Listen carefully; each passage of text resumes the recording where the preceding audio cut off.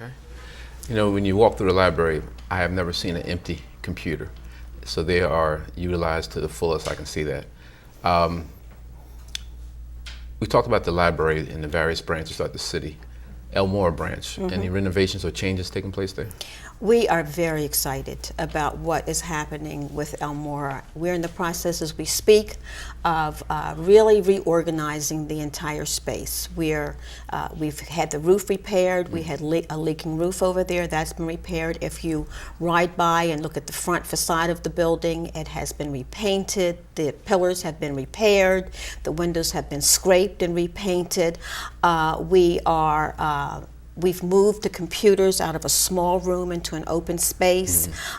We've perfected or made the signage so much better than it was, and we're giving the bathrooms an uplift. So at the present time, the Elmore branch is closed. It closed as of June 10th, and it will reopen on Monday, June 21st at 9 a.m. So we're really excited, and I think the people who use that branch are going to be pleasantly surprised. Okay.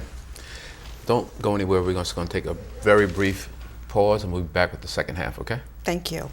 We'll be back with the second half of Our City after these words. Thank you. Welcome back to the second half of Our City, and today I have joining me the ever so wonderful Ms. Dorothy Key, Director of the Elizabeth Public Library, and we're talking about some of the great things happening over at the library. The Summer Reading Club, I always hear from Carolyn. She's always emailing me what's going on.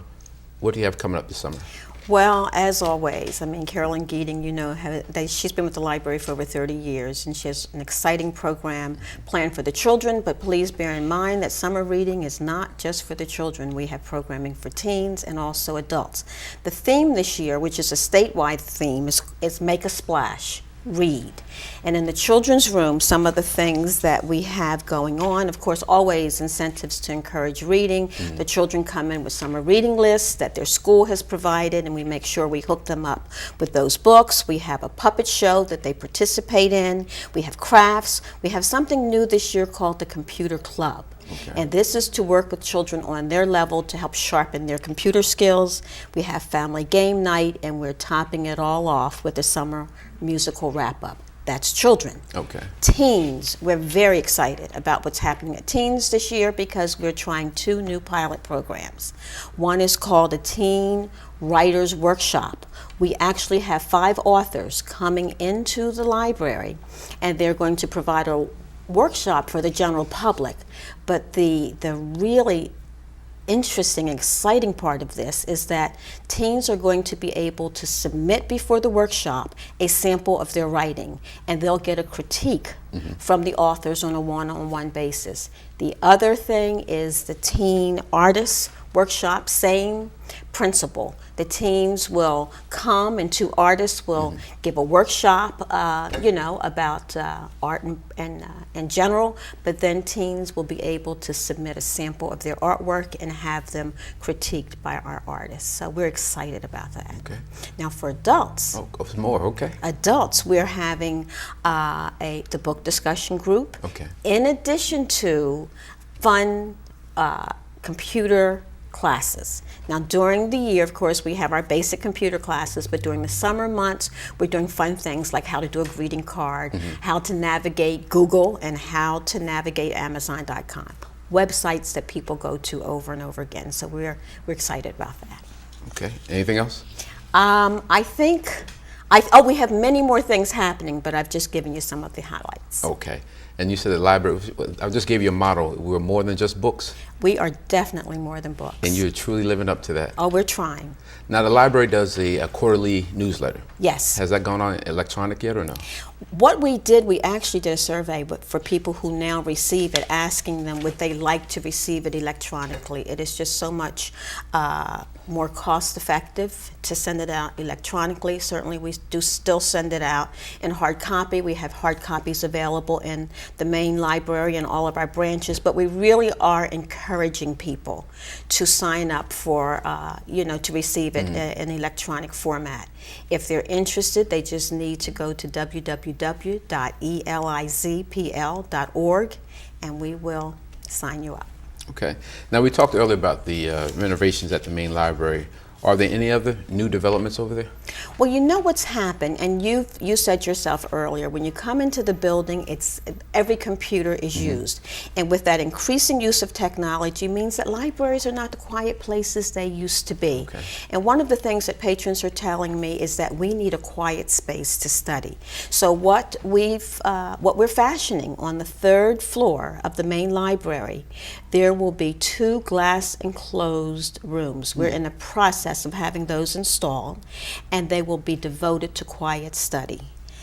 Because people really sometimes, I don't know about you, I see young kids with earphones on reading. I need quiet. Yeah. And there are other people like me. So we're trying to respond to that need by providing these 2 quiet spaces. So that should be available by the time school starts, if not earlier. Now, I'm just curious because I notice everything is going from books to CDs and DVDs. Is the library getting audio books or anything like that? We continue to receive audio books. Okay. The thing that's happening, though, is it looks like we haven't done it in a formal way, but we're really not buying video cassettes. Almost everything now is in DVD or CD format. One of the things that I'm excited about is we're also trying to revive a collection that sort of went dormant for a little while, and that's our music collection. So we've ordered some music CDs, and so for our patrons out there who have been asking us, we're updating that collection. Now, do you still have that elaborate vinyl collection over there? We do. We do, and it's not out on the floor. People are not asking for it, but it is a wonderful collection, and we're really getting ready to assess and see what we're going to do with that collection because it has some very unique pieces in it. I remember in 6th grade I got Art Blakely out there. Okay. He's probably still there. Now, for the last 2 years, the library has provided Tutor.com at the library, which has been underwritten by PSE&G. Tell us about Tutor.com and any new developments. Tutor.com has been invaluable because when your child is having difficulty with homework, they can get on Tutor.com, be in touch with a certified teacher in the subject that they need help with. And it's a 30-minute session, and I think we've seen use increase as we get the word out. We've been trying to get the word out, but I still feel there are not enough parents and teachers who know about this service. But they do statistics, and our statistics were so good. I mean, we're one of the busiest users of that service on a monthly basis over the last year and a half. So the state sent us a check to buy a computer to put in the library that is devoted only to Tutor.com. That computer just came in. It's in the process of being installed in the teen center, so that computer will only be used for children who need homework help. Now, you mentioned Tutor.com. Some people may not know about it. Are there any other programs or a program that you think that is underutilized or unaware of by the public? Well, we are fortunate in that we have exhibit space on the 3rd floor, and we have artists, different types of artists. Some are photographers, some deal in oil, some deal in acrylics. They come and they exhibit for a month, and it really adds a dimension to our library that we're very happy about. But I don't think people know about it. We have some artists who exhibit the same time of year every year, but I'm putting it out there for other artists in the community that if you would like to exhibit at the library, if you have a talent you'd like to share, please stop into the administration office, and we'd love to work with you. Okay. Now, earlier you talked about the computers and courses being offered at the library, and that's something new that I wasn't aware of. What are some of the courses that you guys offer?